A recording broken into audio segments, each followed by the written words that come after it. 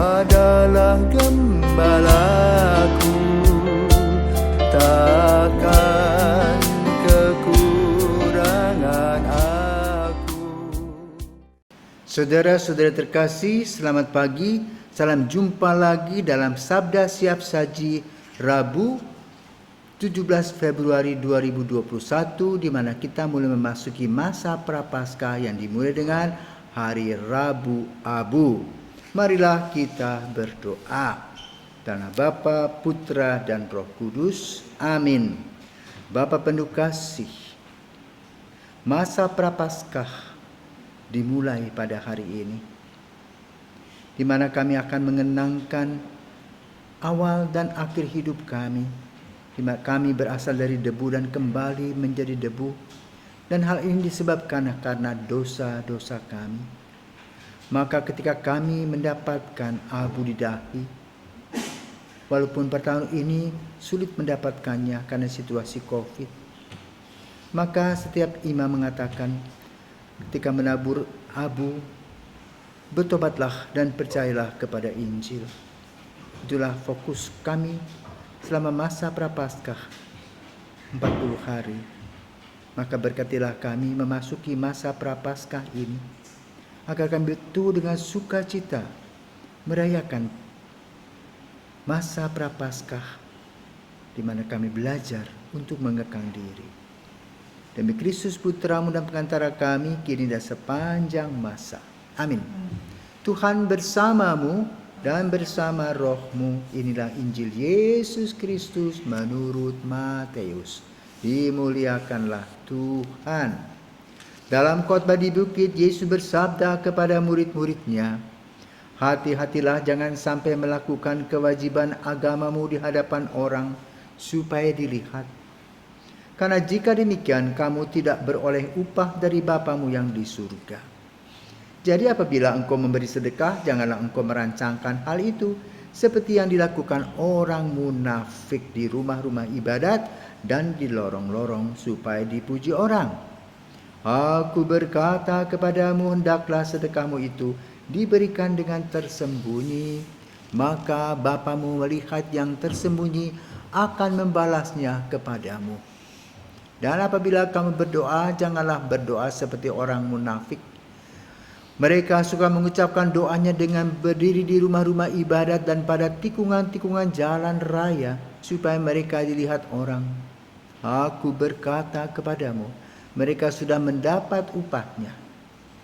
Tetapi jika engkau berdoa, masuklah ke dalam kamarmu, tutuplah pintu dan berdoalah kepada Bapamu yang ada di tempat tersembunyi. Maka Bapamu yang melihat yang tersembunyi akan membalasnya kepadamu.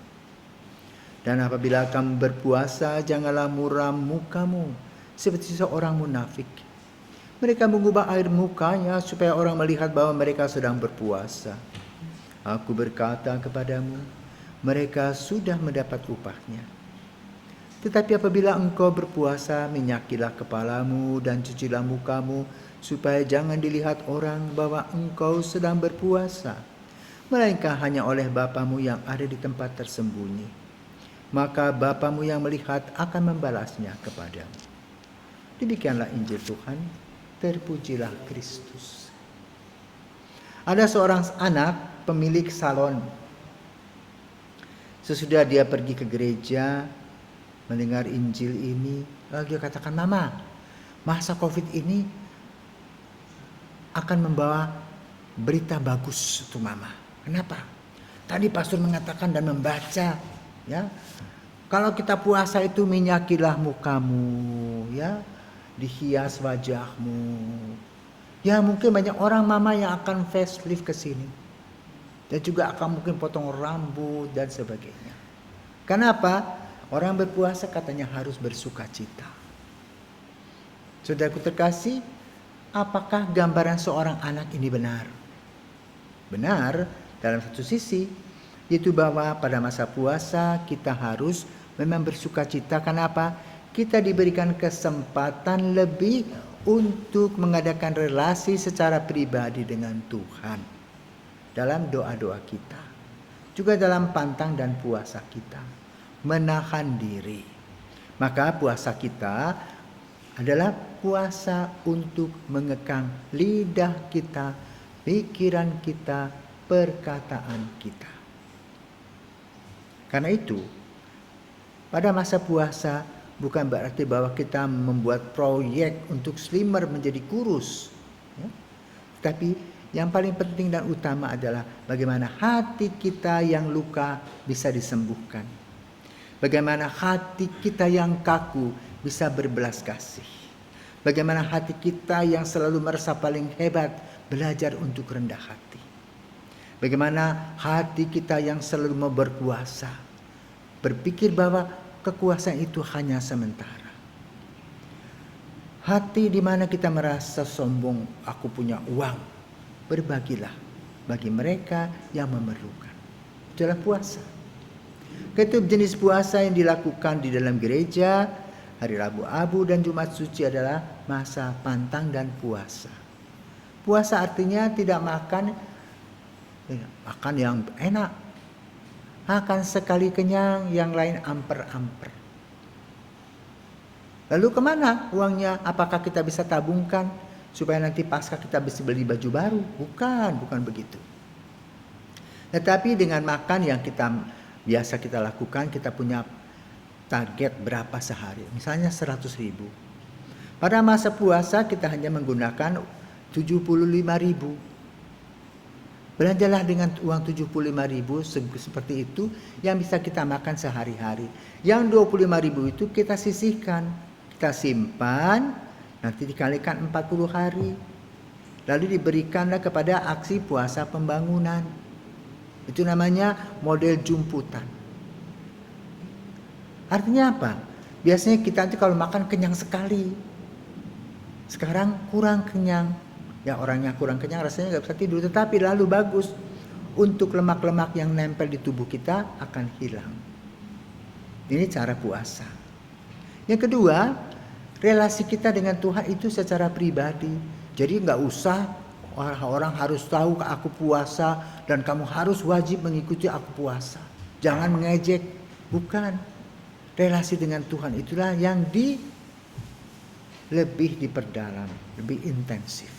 Pada masa Prapaskah kita diingatkan, engkau debu dan kembali menjadi debu. Hati-hati, apalagi masa Covid ini, maut selalu datang. Nenek Covid bisa datang, ya. Tanpa permisi dia datang. Mungkin kita pergi ke pasar, kita pergi ikut Imlek, kita pergi ikut Valentine, kita pergi kemana. Dia ikut ke rumah kita pada saat lemah dia masuk. Maka lalu dia akan menyerang kita. Kan itu pada masa puasa COVID-19 ini, marilah kita juga waspada kepada diri kita sendiri terutama, di mana kita diberikan oleh Tuhan waktu untuk refleksi sedalam-dalamnya tentang hidup ini. Betapa Tuhan sebetulnya memberikan kepada kita begitu banyak kasih karunia. Dan sekarang boleh katakan dihentikan sementara. Kenapa? Tanpa disadari kita menjadi orang-orang yang sombong, orang-orang yang angkuh, orang-orang yang tidak anggap orang lain. Merasa paling hebat diri sendiri. Sekarang waktunya. Merasa kepedihan itu. Pembelajaran itu penting. Maka pada masa Covid Prapaskah ini, mari kita lebih intensif berdoa secara pribadi kepada Tuhan. Untuk apa? Pertobatan kita, untuk pembaharuan diri kita, agar pada masa Paskah nanti, pada hari raya Paskah nanti, kita merasa betul bersukacita, walaupun hanya hidup pas-pasan. Tetapi yang paling penting dan utama adalah kita mengasah hidup rohani kita menjadi apa yang dialami oleh Yesus. Yesus wafat, Yesus bangkit, Yesus menyelamatkan. Selamat memasuki masa Prapaskah. Tuhan senantiasa memberkati kita semua. Selamat pagi.